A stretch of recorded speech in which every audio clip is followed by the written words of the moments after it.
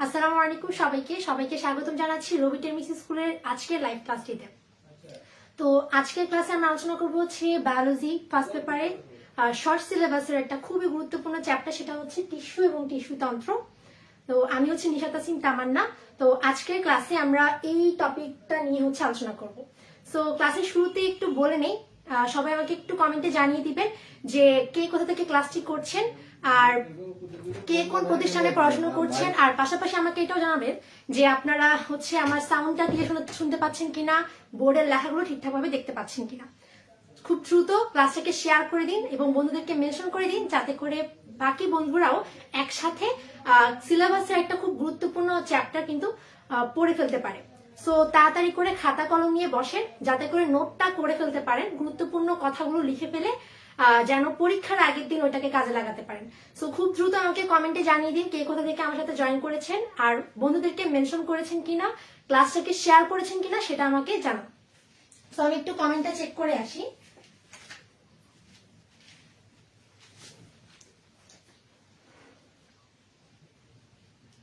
আমি হচ্ছে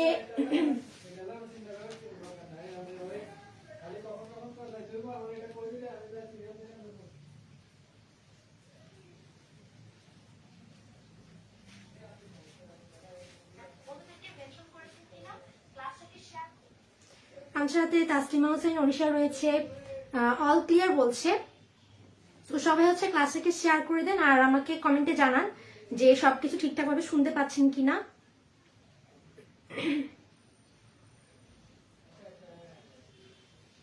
ওকে, তো আজকের ক্লাসে আমরা কি নিয়ে আলোচনা করছি? আজকের ক্লাসে আমরা আলোচনা করব হচ্ছে বায়োলজি ফার্স্ট পেপারের একটা খুব গুরুত্বপূর্ণ চ্যাপ্টার, যার নাম হচ্ছে টিস্যু ও টিস্যু তন্ত্র। সো টিস্যু জিনিসটা কি, এই জিনিসটা আমি হচ্ছে আলোচনা শুরু করব। তানজিনা আক্তার জয়েন করেছে, ওয়ালাইকুম আসসালাম।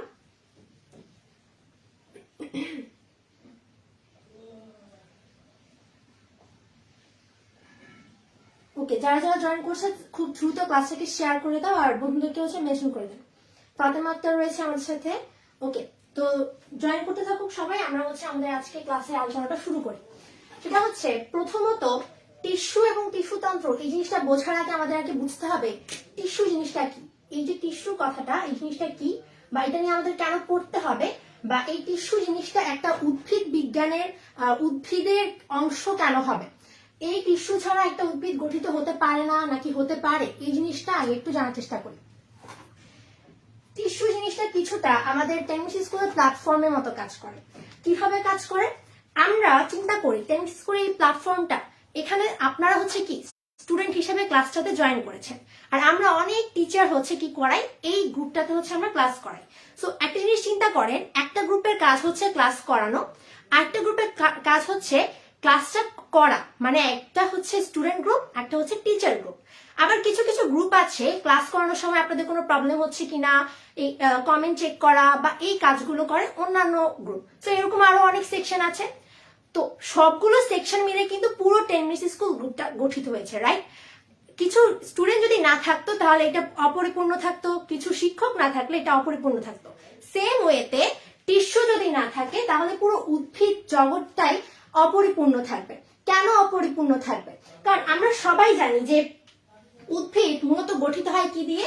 উদ্ভিদের গঠনমূলক কাজের একক হচ্ছে বা গঠনমূলক একক হচ্ছে কি? কোষ। আর এই যে কোষগুলো, এই কোষগুলো মূলত আমাদের মতো কাজ করে। আমরা যেরকম অনেকগুলো শিক্ষক মিলে একটা প্ল্যাটফর্মে ক্লাস করাই, অনেকগুলো স্টুডেন্ট মিলে একটা লাইভ ক্লাস করে, ঠিক সেরকম অনেকগুলো কোষ মিলে একটা কাজ করে। তো যখন যখন একটা কোষের সাথে আরেকটা কোষ যুক্ত হয়ে হয়ে একটা কোষের সাথে যখন আরেকটা কোষ যুক্ত হয়ে এরকম অনেকগুলো কোষ একই সময়ে একই স্থান থেকে উৎপন্ন হয়ে একই সাথে একই রকম কাজ করে, তখন আমরা তাদেরকে বলতে পারি হচ্ছে টিস্যু। অর্থাৎ আমরা এখান থেকে বুঝতে পারলাম যে অনেকগুলো কোষ যখন একসাথে একটা কাজ করে, তাদেরকে আমরা বলি হচ্ছে টিস্যু। তার মানে এখানে একটা প্রথম পয়েন্ট হচ্ছে টিস্যু হতে হলে কি হতে হবে? টিস্যু হতে হলে ওইটার কোষগুলোকে একই স্থান থেকে উৎপন্ন হতে হবে। কোষগুলো একই স্থান থেকে উৎপন্ন হতে হবে, একই স্থান হতে উৎপত্তি। স্থান হতে উৎপত্তি। সেকেন্ড কথা আমরা বুঝতে পারলাম যে তাদেরকে কি করতে হবে, একই কাজ করতে হবে। তাদেরকে কি করতে হবে, একই কাজ করতে হবে। যদি ওই সবগুলো কোষ একই স্থান থেকে উৎপত্তি লাভ করে, একই রকমের কাজ করে, তাহলে আমরা সেটাকে একটা কি বলতে পারি, সেই কোষগুলো মিলে গঠিত একটা গ্রুপকে বা একটা সিস্টেমকে আমরা বলতে, একটা অংশকে আমরা বলতে পারি হচ্ছে টিস্যু। তাহলে তারা একই রকম কাজ করবে, একই কাজ করে। তৃতীয় পয়েন্ট হচ্ছে একই কাজ করবে। তিন নম্বর পয়েন্ট হচ্ছে তারা একই জায়গা থেকে উৎপন্ন হবে, একই রকমের কাজ করবে, কিন্তু এমন কিন্তু না যে তাদেরকে একই রকম দেখতে হতে হবে। তাদেরকে দেখতে অন্যরকম হতে পারে, তারা অন্য ধর্মী হতে পারে, তারা অবিচ্ছিন্ন হতে পারে। তাদেরকে যে একই রকম হতে হবে তা কিন্তু না, তবে তাদের কাজটা একই হতে হবে, তাদের উৎপত্তি স্থলটা একই হতে হবে। তাহলে তারা ভিন্ন ধর্মীয় হতে পারে বা ভিন্ন রকম হতে পারে। অর্থাৎ এক একটার আকার এক এক রকম, এক একটার আকার এক এক রকম। যেহেতু কথাটা বলে ফেললাম, তো আমরা একটু এই জায়গাটাতে চলে আসি যে টিস্যু কিন্তু এক একটা এক এক রকম দেখতে। এখানে আমি দুটো চিত্র রেখেছি, একটা দেখতে হচ্ছে এরকম, একটা দেখতে আরেক রকম। সো আমরা এখানে দেখে একটু খেয়াল করি, এই পুরো অংশটুকুকে আমরা কি বলছি, একটা টিস্যু। এই পুরো টিস্যুটা গঠন করার জন্য এই যে এক একটা বক্সের মতো কিছু অংশ দেখতে পাচ্ছি, এগুলো হচ্ছে এক একটা কোষ। এই কোষগুলো একটা এটার সাথে যুক্ত হয়ে হয়ে একটা কি তৈরি করলো, একটা টিস্যু তৈরি করলো। তাহলে টিস্যু জিনিসটা কিন্তু আমরা বুঝতে পারলাম। এখন আসি টিস্যু তন্ত্র। টিস্যু তন্ত্র, সো অনেকগুলো কোষ মিলে যখন একটা টিস্যু তৈরি করে, ঠিক তেমনি অনেকগুলো টিস্যু মিলে একটা সিস্টেম তৈরি করে, যে সিস্টেমকে আমরা বলি হচ্ছে টিস্যু সিস্টেম। অর্থাৎ অনেকগুলো টিস্যু মিলে, টিস্যু আর টিস্যু মিলে হচ্ছে টিস্যু প্লাস অনেকগুলো টিস্যু মিলে হচ্ছে কি তৈরি করবে, একটা টিস্যু তন্ত্র বা একটা সিস্টেম তৈরি করবে। সো আমরা এতটুকু কিন্তু বুঝে গেছি, আমাদের টেমিসিসকো প্ল্যাটফর্মটা যেরকম একটা সিস্টেমে কাজ করে, ঠিক সেই রকমই অনেকগুলো টিস্যু একটা সিস্টেমের মতো কাজ করে। আমাদের টেমিসিসকো প্ল্যাটফর্মে কিছু আছে স্টুডেন্ট, কিছু আছে টিচার। তো এইখানে আমরা বুঝতে পারলাম যে এই টিচার গুলো যখন একসাথে একই রকমের কাজ করছে, তখন তাদেরকে আমরা কি বলছি, যখন একই মানুষগুলো একই রকমের কাজ করছে তাদেরকে আমরা টিচার বলছি। আবার সেম ওয়েতে স্টুডেন্টরা ক্লাস করছে, তাই আমরা ওদেরকে স্টুডেন্ট বলছি। একইভাবে অনেকগুলো কোষ যখন একই রকমের কাজ করছে, তখন আমরা তাদেরকে টিস্যু বলছি। তো টিস্যু আর টিস্যু তন্ত্র, এই দুটো জিনিস যদি আমাদের সবার কাছে ক্লিয়ার হয়ে যায়, আমাকে একটু কমেন্টে জানিয়ে ফেলেন। এরপর আমরা যেটা দেখতে পাচ্ছি সেটা হচ্ছে টিস্যুকে আমরা দুইটা ভাগে ভাগ করতে পারি। টিস্যুকে আমরা দুইটা ভাগে ভাগ করতে পারি। তো এই ক্লাসিফিকেশন বা এই শ্রেণী বিভাগগুলোতে যাওয়ার আগে একটু আপনাদের সাথে আমি দেখে আসি যে সবাই এই জিনিসটা বুঝতে পারছে কিনা। এটা হচ্ছে এই চ্যাপ্টারের ফার্স্ট ক্লাস। আচ্ছা, ব্লার দেখা যাচ্ছে সবকিছু নাকি?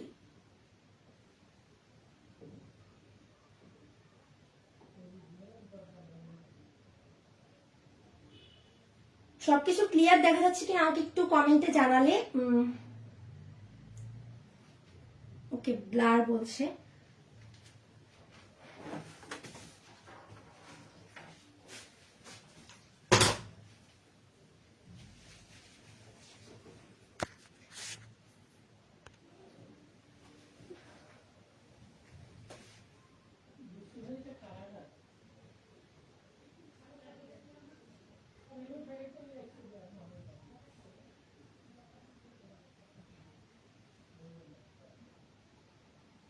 এখন ক্লিয়ার না?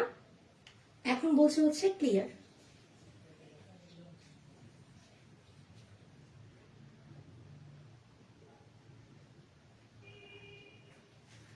আচ্ছা, সাইডে সব লেখাগুলো দেখা যাচ্ছে কিনা সেটাও একটু আমাকে জানাই। ওকে, আচ্ছা, তো যাই হোক, এখন যেহেতু ক্লিয়ার, আমরা হচ্ছে আবার আমাদের আলোচনার মধ্যে চলে যাই। তো এতটুকু সবাই বুঝতে পারলে আমাকে সেটা একটু কমেন্টের মধ্যে জানিয়ে দিন। ওকে, তো এখন আমি একটু দেখি এখানে আমি কি বললাম। আমি বললাম হচ্ছে টিস্যু আর টিস্যু তন্ত্র, এই জিনিসটা নিয়ে কিন্তু আমরা আর কোনো কনফিউশন নেই। থাকলে একটু কমেন্টে সবাই জানিয়ে ফেলবেন। এখন আমরা আসি, এই যে টিস্যুটা, এই টিস্যু কত ধরনের হতে পারে। টিস্যুটা হচ্ছে দুই ধরনের হতে পারে। কয় ধরনের হতে পারে?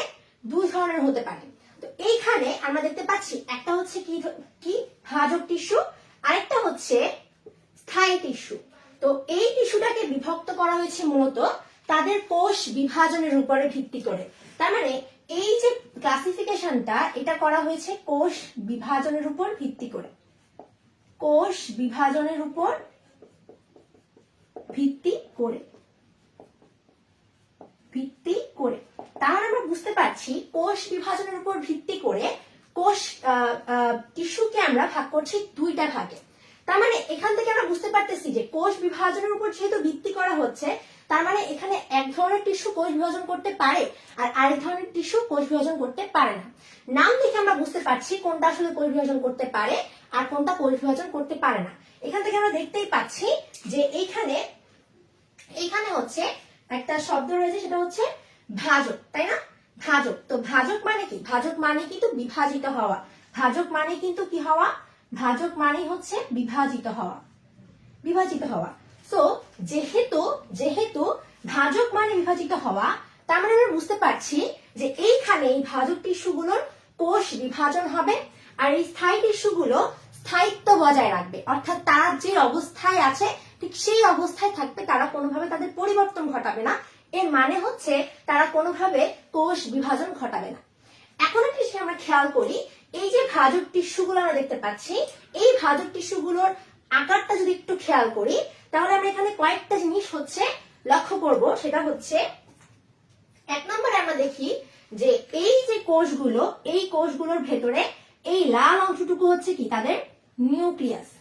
তাদের কি? এটা হচ্ছে তাদের নিউক্লিয়াস।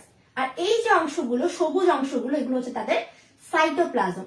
তো এখন এদের যে সাইটোপ্লাজমটা থাকে, এই সাইটোপ্লাজম থাকে হচ্ছে ঘন ঘন সাইটোপ্লাজম থাকে। এদের সাইটোপ্লাজম হচ্ছে ঘন ঘন সাইটোপ্লাজম উপস্থিত। আর এই যে নিউক্লিয়াসটা, এই নিউক্লিয়াসটা হবে হচ্ছে বড়, নিউক্লিয়াসটা হয় হচ্ছে বড় বড় নিউক্লিয়াস। তার মানে ওদের কি কি থাকছে? ঘন সাইটোপ্লাজম আর একটা বড় নিউক্লিয়াস তাদের উপস্থিত। এরপর যদি লক্ষ্য করি, এদের যে কোষগুলো রয়েছে, এই কোষগুলোর মধ্যে কি কোনো ফাঁকা জায়গা আছে? না, কিন্তু এদের মধ্যে কোনো ফাঁকা জায়গা থাকে না। তার মানে এই কোষগুলো ফাঁকা জায়গা নেই। এখন প্রশ্ন কি আসে না আপু, কেন এদের ফাঁকা জায়গা নেই? আবার সেম ওয়েতে আমরা যখন এদের দেখতে যাব, এদের মধ্যে কিন্তু নিউক্লিয়াসটা অপেক্ষাকৃত ছোট। তার মানে এদের নিউক্লিয়াসটা অপেক্ষাকৃত কি হবে? এদের নিউক্লিয়াসটা হবে হচ্ছে ছোট। আবার আমরা যদি খেয়াল করি, ওদের মধ্যে একটা কি আছে? ওদের মধ্যে একটা গহ্বর আছে। ওদের মধ্যে একটা কি আছে? গহ্বর আছে। কিন্তু ভাজক টিস্যুর মধ্যে কিন্তু কোনো গহ্বর আমরা দেখতে পাচ্ছি না। তার মানে স্থায়ী টিস্যুর মধ্যে গহ্বর থাকে, কিন্তু ভাজক টিস্যুর মধ্যে কোনো গহ্বর থাকে না। এবার যদি দেখি, এদের মধ্যে কিন্তু ফাঁকা জায়গা উপস্থিত। তার মানে এদের মধ্যে আন্তঃকোষীয় ফাঁকা আমরা দেখতে পাচ্ছি। আন্তঃকোষীয় ফাঁকা, আন্তঃকোষীয় ফাঁকা, এদের মধ্যে আন্তঃকোষীয় ফাঁকা উপস্থিত, আন্তঃকোষীয় ফাঁকা উপস্থিত। আর এদের মধ্যে কিন্তু কোনো আন্তঃকোষীয় ফাঁকা স্থান নেই। এখন আমরা যদি একটু ভালো করে চিন্তা করি যে এদের মধ্যে কেন আন্তঃকোষীয় ফাঁকা স্থান আছে আর এদের মধ্যে কেন আন্তঃকোষীয় ফাঁকা স্থান নেই, সেটা যদি আমরা একটু চিন্তা করি, তাহলে আমরা দেখতে পাবো যে এটা যেহেতু ভাজক টিস্যু, এইখানে যে কোষগুলো থাকে, সেই কোষগুলো পরিপূর্ণভাবে পরিণত হওয়ার আগেই বিভাজিত হয়ে যায়, পরিপূর্ণভাবে পরিণত হওয়ার আগেই বিভাজিত হয়ে যায়। যার কারণে দেখা যায় যে একটা কোষ থেকে আমরা যে দুইটা অপত্য কোষ পেতাম, একটা কোষ থেকে যে অপত্য কোষগুলো পেতাম, সেই অপত্য কোষগুলো আমরা পেতাম না। অপত্য কোষগুলো একটা কোষ থেকে যে অপত্য কোষগুলো আমরা পাই, সেই অপত্য কোষগুলো কি করে? সে অপত্য কোষগুলো ওই ফাঁকা জায়গাটুকুকে কি করে ফেলে? ওইটাকে ফিল আপ করে ফেলে। ওই ফাঁকা জায়গাটুকু আর সেখানে থাকে না। তাহলে এখান থেকে আমরা বুঝতে পারলাম যে এই যে কোষটা, এই কোষটা পরিপূর্ণভাবে পরিণত হওয়ার আগেই তাদের বিভাজন হয়ে যায়, এবং বিভাজন হয়ে যাওয়ার কারণে তাদের মধ্যে যে ফাঁকা জায়গা থাকার কথা, সেই ফাঁকা জায়গা থাকে না। ফাঁকা জায়গা না থেকে সে জায়গায় ফিল আপ হয়ে যায় নতুন কোষগুলো দিয়ে। তার মানে আমরা বুঝতে পারলাম যে কেন ভাজক টিস্যুর মধ্যে কোনো প্রকারের ফাঁকা জায়গা থাকে না। এখন আসি যে স্থায়ী টিস্যুর মধ্যে ফাঁকা জায়গা কেন থাকে। কারণ হচ্ছে স্থায়ী টিস্যুগুলোর মধ্যে কোনো প্রকারের পরিবর্তন ঘটে না।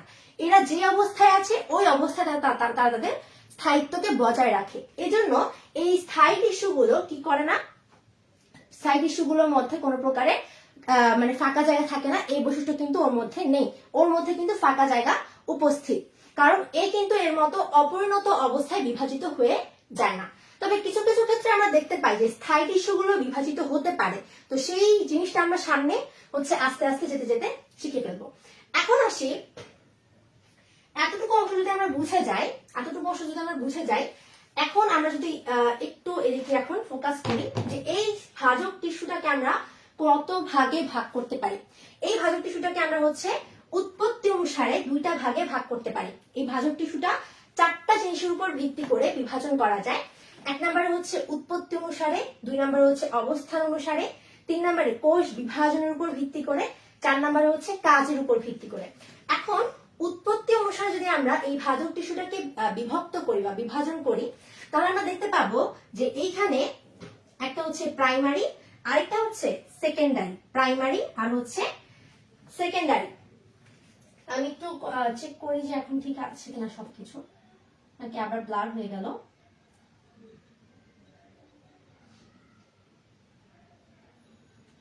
আচ্ছা, এখন হচ্ছে সবকিছু ঠিকঠাক আছে। এখন দেখি, একটা হচ্ছে প্রাইমারি, একটা হচ্ছে সেকেন্ডারি। তো আমাদের বইয়ের মধ্যে হয়তো আমরা আরেকটা দেখতে পারি, এই দুইটা জায়গায় আমরা তিনটা দেখতে পারি প্রকারভেদ। তখন আমরা আবার ঘাবড়ে যাব, যেখানে আরেকটা উৎপত্তি অনুসারে আমরা ভাজক টিস্যু আরেকটা দেখবো প্রারম্ভিক টিস্যু। ওইটা আসলে এমনি বলা আছে, বাট ওইটা এত বেশি গুরুত্বপূর্ণ না। এই দুটা হচ্ছে আসলে মেইন। ভাজক টিস্যুকে উৎপত্তি অনুসারে যদি আমরা বিভক্ত করি, তাহলে এই দুটা হবে হচ্ছে আসলে কি মেইন। এখন এই যে প্রাইমারি টিস্যু, আমি যেহেতু এটা নিয়ে আলোচনা করব, সো এই এতটুকু অংশ আমি মুছে ফেলি। উৎপত্তি অনুসারে আমি হচ্ছে এই পাশে এটাকে হচ্ছে দেখানোর চেষ্টা করি। উৎপত্তি অনুসারে যদি আমরা এটাকে বিভক্ত করি, উৎপত্তি অনুসারে আমি একটা বললাম, সেটা হচ্ছে প্রাথমিক বা প্রাইমারি। প্রাথমিক বা হচ্ছে প্রাইমারি, প্রাথমিক বা হচ্ছে প্রাইমারি। সো এই যে প্রাথমিকটা রয়েছে, এই প্রাথমিকটার কাজ কিংবা সেকেন্ডারিটার কাজ একই। এদের কাজ কিন্তু একই। এদের কাজ হচ্ছে উদ্ভিদের বৃদ্ধিজনিত কাজ। উদ্ভিদের বৃদ্ধি হচ্ছে এদের কাজ, কিন্তু এক একটা অংশ এক একটা জায়গায় বৃদ্ধির কাজ করে। যেমন আমরা একটা উদ্ভিদকে যদি লক্ষ্য করে দেখবো যে নিচ থেকে মোটা আর উপরে আস্তে আস্তে যেতে যেতে এটা চিকন হয়ে আসছে। তো এইটার কারণ হচ্ছে এই ভাজক টিস্যুগুলো, যে ভাজক টিস্যুগুলোর কিছু আছে শীর্ষ শীর্ষ স্থানে বিভাজিত হয়ে উদ্ভিদকে লম্বা করতে সাহায্য করে, আর কিছু ভাজক টিস্যু আমরা দেখতে পাই। আচ্ছা, আজান দিচ্ছে, আমি একটু ওয়েট করি আজানের জন্য।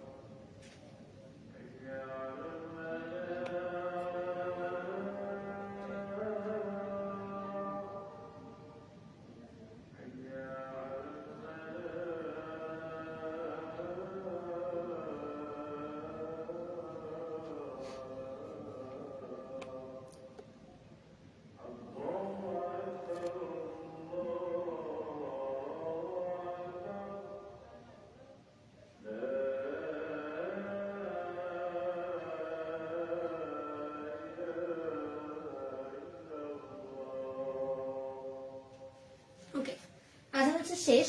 তো আমরা যেটা আলোচনা করছিলাম, আমরা আমাদের আলোচনার মধ্যে আবার ফিরে যাই। আরো যেটা আলোচনা করছিলাম সেটা হচ্ছে মূলত ভাজক টিস্যু নিয়ে। তো ভাজক টিস্যুর মেইন কাজ কি? ভাজক টিস্যুর মেইন কাজ হচ্ছে বিভাজিত হওয়া, আর বিভাজন হওয়ার মাধ্যমে উদ্ভিদের দেহটাকে বৃদ্ধি করা। এবং সে বৃদ্ধি কিভাবে করে?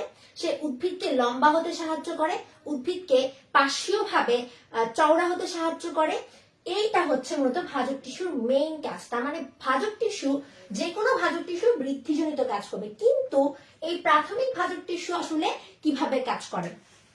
প্রাথমিক যে ভাজক টিস্যুগুলো রয়েছে এগুলো মূলত উদ্ভিদের শীর্ষদেশীয় অঞ্চলে বিভাজিত হয়ে উদ্ভিদকে লম্বা হতে সাহায্য করে। তার মানে এই ভাজক টিস্যুগুলো থাকে হচ্ছে কোথায়? এদের অবস্থান হচ্ছে শীর্ষে এরা বিভাজিত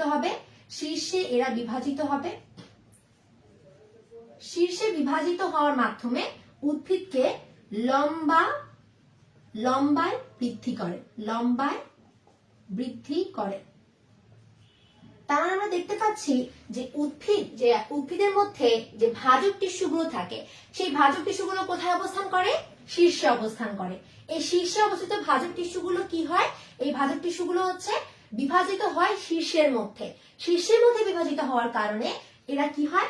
লম্বায় বৃদ্ধি পায়। এজন্য আমরা দেখতে পাই যে উদ্ভিদের উপরের দিকে অর্থাৎ শীর্ষের দিকে আস্তে আস্তে চিকন হয়ে যায়। আবার সেম ওয়েতে আমরা যদি সেকেন্ডারির কথা চিন্তা করি, সেকেন্ডারি ভাজক টিস্যুর কথা চিন্তা করি, সেকেন্ডারি ভাজক টিস্যু হচ্ছে মূলত উদ্ভিদের কাণ্ড থেকে শুরু করে মাঝ বরাবর অংশে অর্থাৎ উদ্ভিদের মাঝামাঝি অঞ্চলে এই সেকেন্ডারি ভাজক টিস্যুগুলো অবস্থান করে। মাঝামাঝি অঞ্চলে সেকেন্ডারি ভাজক টিস্যুগুলো উপস্থিত। আর এই কারণে মাঝামাঝি অঞ্চলে উপস্থিত হওয়ার কারণে সে যেটা করে সে হচ্ছে পার্শ্বীয়ভাবে উদ্ভিদকে বৃদ্ধি করে অর্থাৎ উদ্ভিদকে মোটা করে। তার মানে পার্শ্বীয়ভাবে মাঝামাঝিভাবে উপস্থিত এই যে কোষগুলো সেগুলো হচ্ছে কি হয়? মাঝামাঝি অবস্থায় বিভাজিত হয়। আর এই মাঝামাঝি অবস্থায় বিভাজিত হওয়ার কারণেই কিন্তু আমরা দেখতে পাই যে উদ্ভিদের পার্শ্বীয় বৃদ্ধি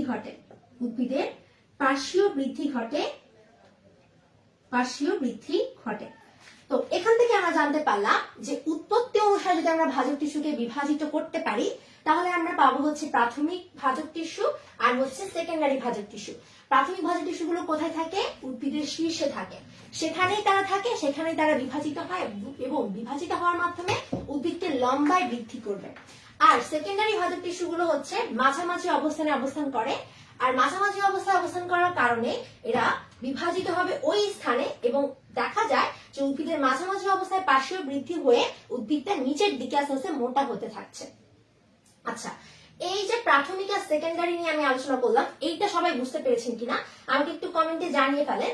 তারপর আমরা আলোচনা করব হচ্ছে অবস্থানের উপর ভিত্তি করে আমরা আসলে ভাজক টিস্যুকে কয় ভাগে ভাগ করতে পারি। আমি একটু দেখি সবাই লিখতে পেরেছে কিনা।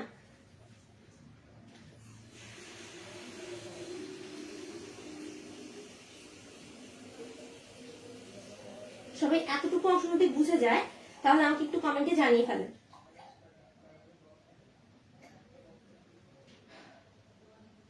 বুঝতে পেরেছে বলছে। ওকে, এখন আমরা আসি অবস্থানের উপর ভিত্তি করে আমরা ভাজক টিস্যুকে কয় ভাগে ভাগ করতে পারি। অবস্থানের উপর ভিত্তি করে আমরা ভাজক টিস্যুকে ভাগ করি হচ্ছে শীর্ষক ভাজক টিস্যু, নিবেশিত, তারপর হচ্ছে পার্শ্বীয়। এই তিনটা ভাগে আমরা ভাগ করতে পারি। তো এই তিনটা জিনিস নিয়ে আমরা আলোচনা করব। আমরা এই তিনটা জিনিস হচ্ছে এখান থেকে মুছে ফেলতেছি। এখন হচ্ছে আমরা অবস্থানের উপর ভিত্তি করে কিভাবে ভাজক টিস্যুকে ব্যাখ্যা করা যায় সেটা নিয়ে একটু আলোচনা করি। অবস্থানের উপর ভিত্তি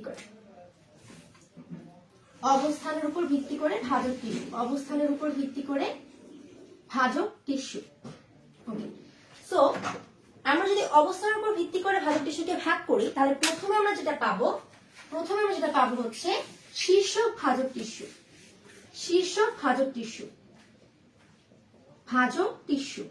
তো আমরা নাম শুনেই বুঝতে পারছি এই যে শীর্ষক ভাজক টিস্যুগুলো এগুলো একদম শীর্ষে থাকবে। এগুলো কোথায় থাকবে? একদম শীর্ষে উপস্থিত থাকবে।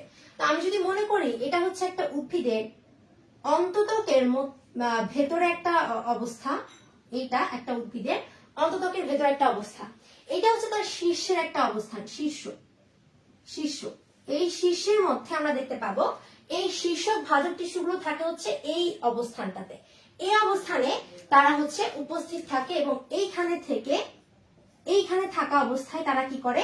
তারা উদ্ভিদের মধ্যে বিভাজিত হতে থাকে।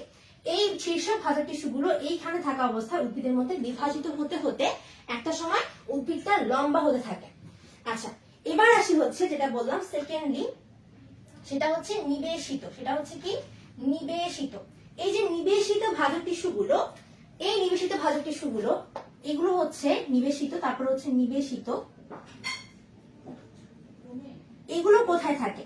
এগুলো থাকে হচ্ছে স্থায়ী টিস্যুর মাঝে। দুটি স্থায়ী টিস্যুর মাঝে মাঝে অবস্থান করে হচ্ছে নিবেশিত ভাজক টিস্যু। তার মানে দুটি স্থায়ী টিস্যুর মাঝামাঝি অবস্থান করে। স্থায়ী টিস্যুর মাঝে, স্থায়ী টিস্যুর মাঝে অবস্থান করে হচ্ছে এই নিবেশিত ভাজক টিস্যু। এখন এই যে স্থায়ী টিস্যুর মাঝে অবস্থান করছে এটা, এই যে ভাজক টিস্যুটা, এটা কি ধরনের ভাজক টিস্যু? এটা হচ্ছে প্রাইমারি ভাজক টিস্যু। এটা প্রাইমারি, এটা হচ্ছে প্রাইমারি ভাজক টিস্যু। সেম ওয়েতে এই শীর্ষকটাও কিন্তু, শীর্ষক ভাজক টিস্যু কিন্তু প্রাইমারি ধরনের। এটা প্রাইমারি ধরনের। এখন কেন সেটা একটু বোঝার চেষ্টা করি। কেন এই উত্তরটা আমরা পাবো হচ্ছে এখান থেকে। আমরা 3 নম্বরে যে ভাজক টিস্যু দেখতে পাবো অবস্থানের উপর ভিত্তি করে, এটা হচ্ছে 1, এটা হচ্ছে 2, আর 3 নম্বরে যেটা আমরা আলোচনা করব সেটা হচ্ছে মূলত পার্শ্বীয় ভাজক টিস্যু। পার্শ্বীয় ভাজক টিস্যু, এই যে পার্শ্বীয় ভাজক টিস্যুগুলো, এগুলো অবস্থান করে দুটি স্থায়ী টিস্যুর মাঝে, এবং এগুলো উৎপন্ন হয়ও দুটা স্থায়ী টিস্যু থেকে। তাহলে আমরা বুঝতে পারছি যে এদের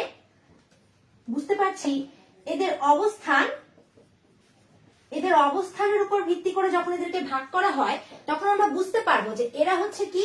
এরা হচ্ছে পার্শ্বীয়। কারণ এরা হচ্ছে দুটি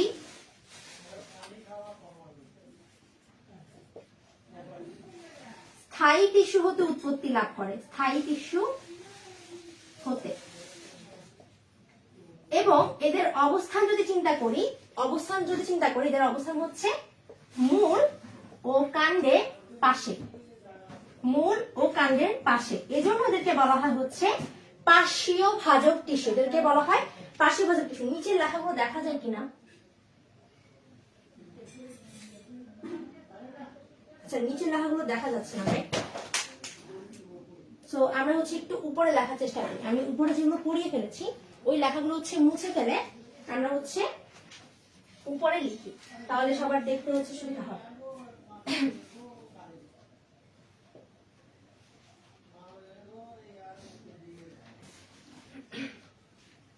আমি হচ্ছে উপরে এই লেখাগুলো মুছে ফেলছি।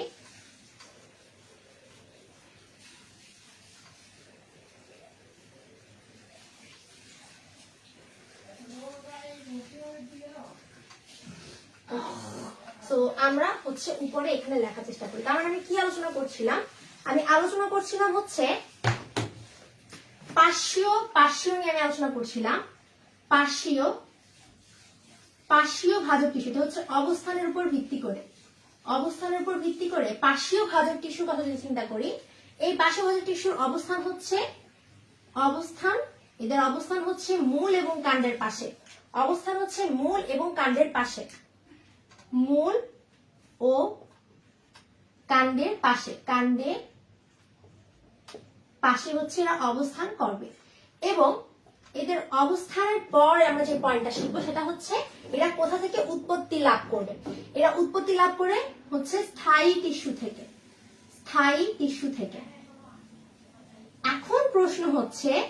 এখন আমাদের মূল একটা প্রশ্ন হচ্ছে, একটু আগে জানতে পারলাম স্থায়ী টিস্যুতে বিভাজিত হতে পারে না। একটু আগে আমরা জানলাম স্থায়ী টিস্যু বিভাজিত হতে পারে না কারণ তারা তাদের স্থায়িত্ব বজায় রাখে। কিন্তু এখানে তো বলা হচ্ছে স্থায়ী টিস্যু বিভাজিত হতে পারে, কিন্তু কিভাবে? এই যে স্থায়ী টিস্যুগুলো যেগুলো বিভাজিত হওয়ার মাধ্যমে এই পার্শ্ব টিস্যুগুলো তৈরি করে, এই স্থায়ী টিস্যুগুলো মূলত সেকেন্ডারি। এই স্থায়ী টিস্যুগুলো হচ্ছে সেকেন্ডারি ভাজক টিস্যু। কেন? কারণ আমরা সংজ্ঞার মাধ্যমে এটা শিখতে পেরেছি যে সকল স্থায়ী টিস্যুগুলো বিভাজিত হওয়ার মাধ্যমে ভাজক টিস্যুতে পরিণত হতে পারে তাদেরকে বলা হয় হচ্ছে সেকেন্ডারি ভাজক টিস্যু। যেমন আমরা হচ্ছে কর্ক ক্যাম্বিয়াম। এখন আমাদের মনের ভিতরে অনেকের প্রশ্ন যে এখানে ক্যাম্বিয়াম কথাটার মানে কি আর কর্ক কথাটার মানে কি। ক্যাম্বিয়াম হচ্ছে মূলত দুই ধরনের, একটা হচ্ছে ইন্টারফিশিয়াল আর একটা হচ্ছে কর্ক। এই ক্যাম্বিয়াম মানে কি? ক্যাম্বিয়াম মানে হচ্ছে যে দুটি স্থায়ী টিস্যুর মাঝামাঝি অবস্থানে যে ভাজক টিস্যুগুলো থাকে সেগুলোকে বলা হচ্ছে ক্যাম্বিয়াম। যেমন আমি যদি বলি একটা জাইলেম আর একটা ফ্লোয়েম, একটা জাইলেম আর ফ্লোয়েমের মাঝামাঝি অবস্থানে যে টিস্যুগুলো থাকে, অর্থাৎ এক কথায় পরিবহন টিস্যু, দুটি পরিবহন টিস্যুর মাঝামাঝি অন্য একটি পরিবহন টিস্যু, যেই পরিবহন টিস্যুটা উৎপন্ন হয়েছে মূলত দুটি স্থায়ী টিস্যু থেকে, এবং সেই দুটি স্থায়ী টিস্যুর একটা নাম হচ্ছে জাইলেম আর একটা নাম হচ্ছে ফ্লোয়েম। এই জাইলেম আর ফ্লোয়েমের মাঝামাঝি স্থান থেকে যেই টিস্যুটি উৎপন্ন হয় তাদেরকে বলা হয় ক্যাম্বিয়াম। এখন এই ক্যাম্বিয়ামের মধ্যে কর্ক ক্যাম্বিয়াম, একটা হচ্ছে কর্ক ক্যাম্বিয়াম আর একটা হচ্ছে ইন্টারফিশিয়াল ক্যাম্বিয়াম। সো এই দুটা হচ্ছে মূলত সেকেন্ডারি। তার মানে আমরা অবস্থানের ভিত্তিতে শীর্ষ থেকে উৎপন্ন যে ভাজক টিস্যুগুলো, সেগুলো শীর্ষ ভাজক টিস্যু, সেগুলো হচ্ছে প্রাইমারি। সেকেন্ড ইয়ারে বললাম নিবেশিত, এটাও কিন্তু প্রাইমারি, কিন্তু লাস্টে এসে দেখতে পেলাম পার্শ্বীয়, এই পার্শ্বীয়টা কিন্তু প্রাইমারি না, এই পার্শ্বীয়টা কিন্তু সেকেন্ডারি। তো এগুলো এমসিকিউর জন্য খুবই ইম্পর্টেন্ট, যে শীর্ষক এটা কি প্রাইমারি না সেকেন্ডারি, এটা একটি প্রশ্ন আসে। তারপর পার্শ্বীয় এটা প্রাইমারি না সেকেন্ডারি, এটা প্রশ্ন আসে। তো এই ধরনের প্রশ্ন কিন্তু আমরা খতেও পাবো, যে কেন পার্শ্বীয় ভাজক টিস্যুকে মূলত সেকেন্ডারি ভাজক টিস্যু বলা হয়, কারণ এটি উৎপন্ন হয় হচ্ছে দুটি স্থায়ী টিস্যু থেকে এবং এদের অবস্থানও দুটি স্থায়ী টিস্যুর মাঝামাঝি স্থানে। তো এই যে অবস্থানের ভিত্তিতে ভাজক টিস্যুকে আমরা তিনটা ভাগে আলোচনা করলাম, এই ভাগগুলো আপনারা সবাই বুঝতে পেরেছেন কিনা আমাকে একটু কমেন্টে জানান।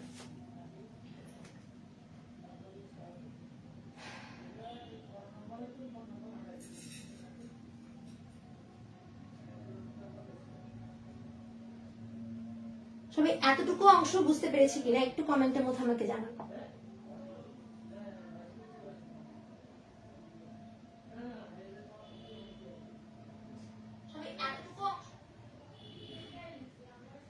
ওকে, সো বুঝতে না পারলে আমাকে কমেন্টের মধ্যে জানাবেন।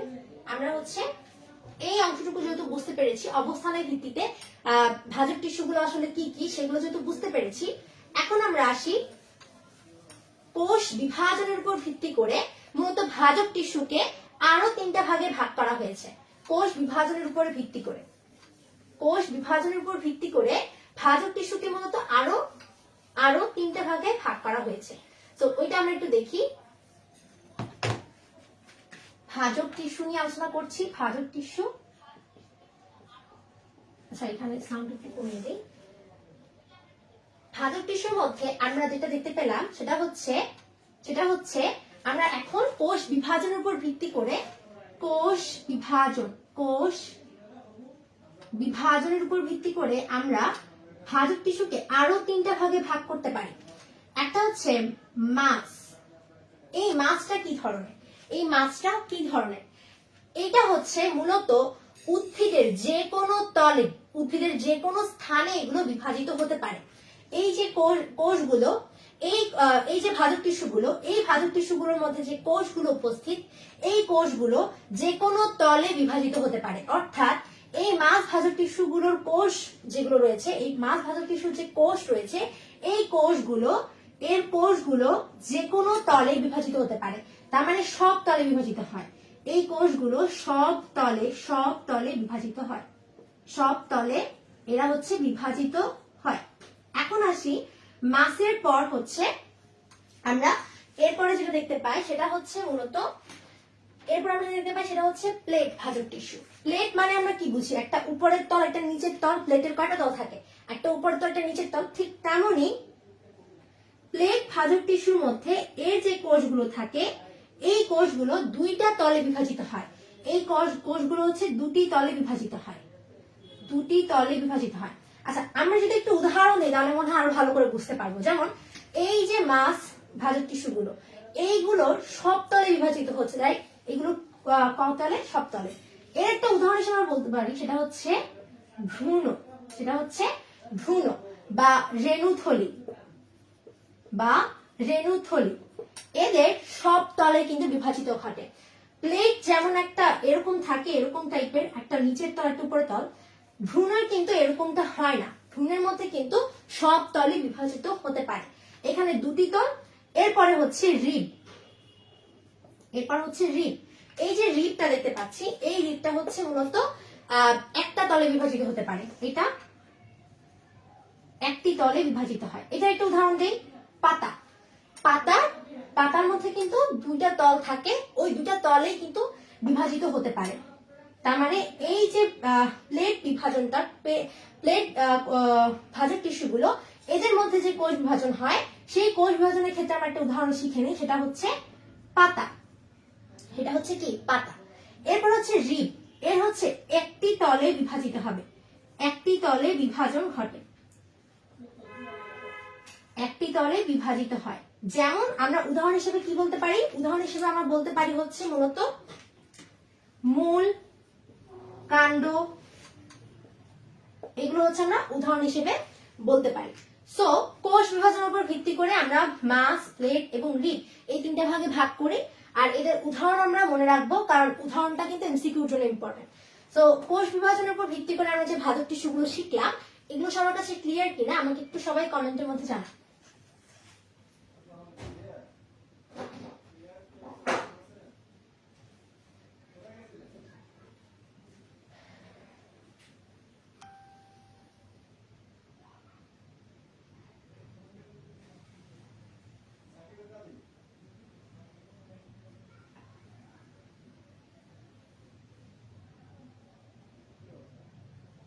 ক্লিয়ার, ওকে। হ্যাঁ, জাকিয়া আফরিন বলছে মজ্জা, হ্যাঁ মজ্জা এটা একটা উদাহরণ হতে পারে। ওকে, ভেরি গুড। আচ্ছা, এখন আমরা আসি কোষ বিভাজনের উপর তো ভিত্তি করে আমরা ভাগ করলাম। এবার আমরা আসি কাজের ভিত্তিতে ভাজক টিস্যুকে কয়টা ভাগে ভাগ করা যেতে পারে। কাজের ভিত্তিতে ভাজক টিস্যুকে কয়টা ভাগে ভাগ করা যেতে পারে। এই যে আমরা এখানে দেখতে পাচ্ছি, এগুলো হচ্ছে মূলত কাজের ভিত্তিতে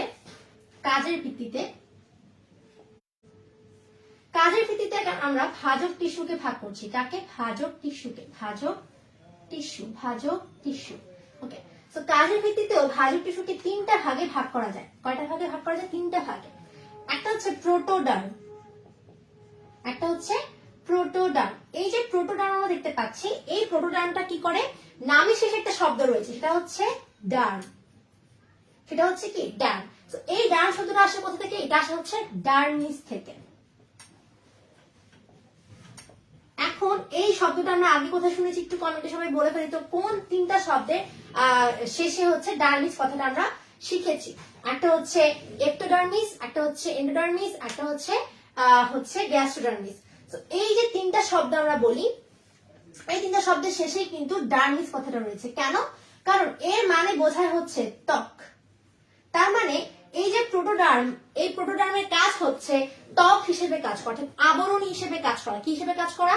আবরণী হিসেবে কাজ করা। তার মানে এই হচ্ছে সুরক্ষা প্রদান করে। টিস্যুকে কি করতে পারে? এই কোষগুলো, এই যে প্রোটোডার্ম রয়েছে, এই প্রোটোডার্ম ভাজক টিস্যুগুলো হচ্ছে সুরক্ষা প্রদান করে। এরপরে আসি হচ্ছে প্রোক্যাম্বিয়াম। এরপরে হচ্ছে কি? প্রোক্যাম্বিয়াম।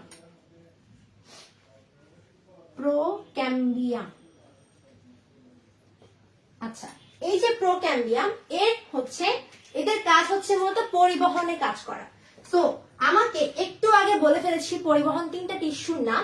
আমাকে একটু সবাই কমেন্টে জানান, পরিবহন তিনটা টিস্যুর নাম আমাকে একটু কমেন্টে জানিয়ে ফেলেন। পরিবহন তিনটা টিস্যুর নাম আমাকে কমেন্টে জানান। তিনটা পরিবহন টিস্যুর নাম বলেন। এদের কাজ হচ্ছে কি? এদের কাজ হচ্ছে পরিবহন করা। এজন্য আমরা সবগুলোকে আসলে কাজের ভিত্তিতে ব্যাখ্যা করতে পারছি। এদের তিনটা উদাহরণ আমাকে একটু বলেন কাজের ভিত্তিতে। এই যে প্রোক্যাম্বিয়াম, এই প্রোক্যাম্বিয়ামের মতো কিছু টিস্যুর নাম আমাকে বলেন যারা হচ্ছে পরিবহনে অংশগ্রহণ করে। তারপর আসি কাজের ভিত্তিতে আমরা গ্রাউন্ড মেরিস্টেম।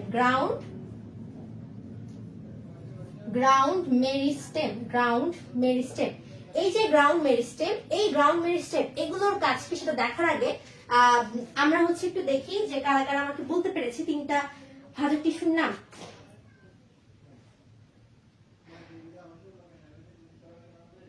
তিনটা ভাজক টিস্যুর নাম আমাকে একটু সবাই কমেন্টে জানিয়ে ফেলেন তো, তিনটা ভাজক টিস্যুর নাম।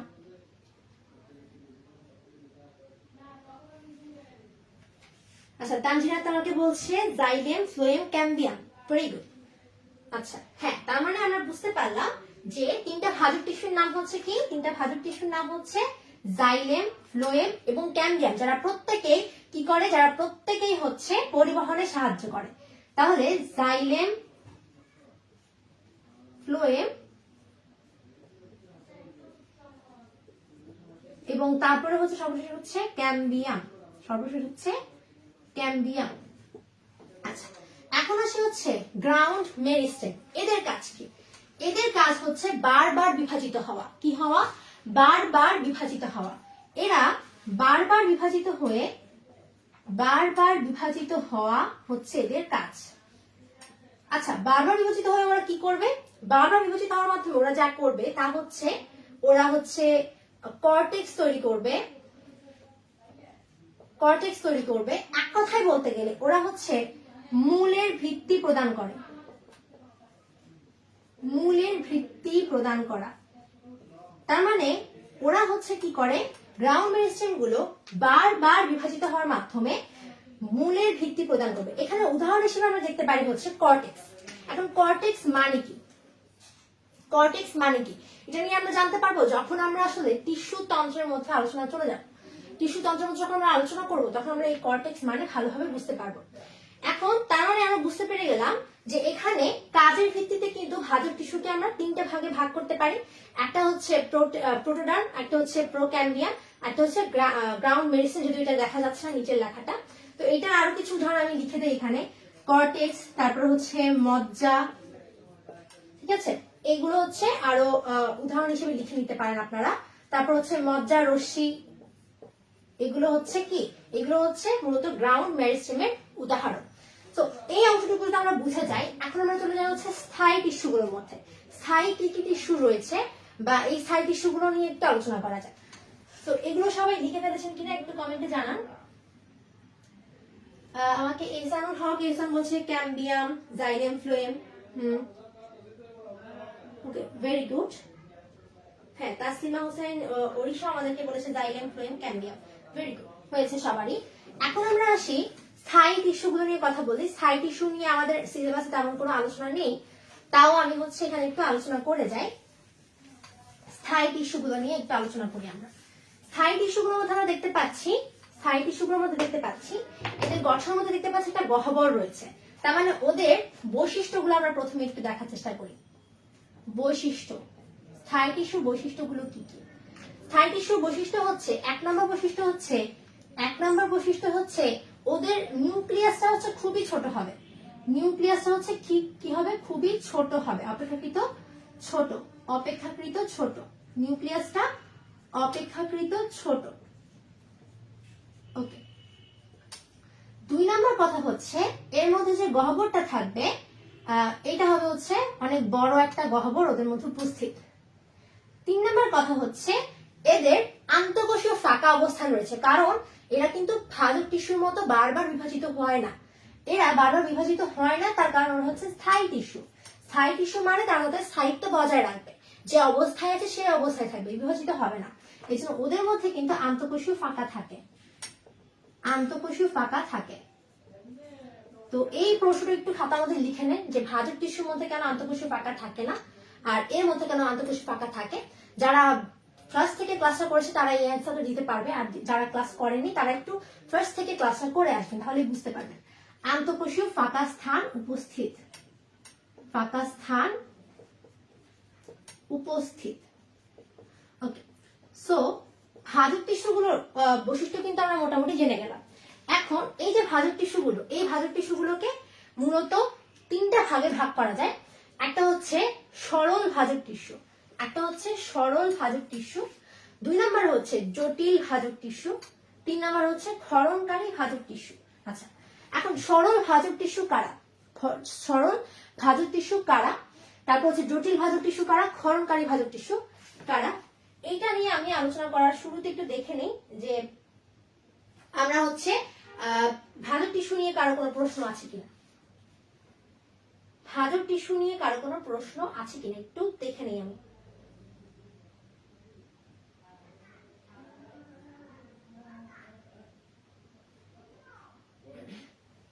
আশা করি ভাজক টিস্যু নিয়ে কারো কোনো প্রবলেম থাকার কথা না। তো এখন যেহেতু আমরা এদের বৈশিষ্ট্যগুলো জেনে নিলাম, এখন এদের কাজ নিয়ে একটু আলোচনা করি। স্থায়ী টিস্যুগুলোর কাজ কি? স্থায়ী টিস্যুগুলোর কাজ হচ্ছে খাদ্য তৈরি করা, খাদ্য তৈরি। সেম ওয়েতে এর কাজ হচ্ছে খাদ্য সঞ্চয় করা, খাদ্য সঞ্চয় করা। এগুলো হচ্ছে মূলত স্থায়ী টিস্যুর গুরুত্বপূর্ণ কিছু কাজ। এখন এদের প্রকারভেদের মধ্যে আমরা দেখি সরল। সরল ভাজক টিস্যুগুলো হচ্ছে মূলত সরল যে ভাজক টিস্যুগুলো রয়েছে, সরল ভাজক টিস্যু, এদের মধ্যে থাকা কোষগুলোর আকার আকৃতি একই রকমের হয়। আকার আকৃতি কি রকমের হয়? একই রকমের হয়। উদাহরণস্বরূপ বা প্রকারভেদ, এদেরও কিন্তু প্রকারভেদ আছে। সরল ভাজক টিস্যু হচ্ছে 3 ধরনের। আমরা ছোটবেলা থেকে এগুলো শিখে এসেছি, প্যারেনকাইমা, কোলেনকাইমা, স্ক্লেরেনকাইমা। তাহলে সরল ভাজক টিস্যু কয়টা হচ্ছে? একটা হচ্ছে প্যারেনকাইমা,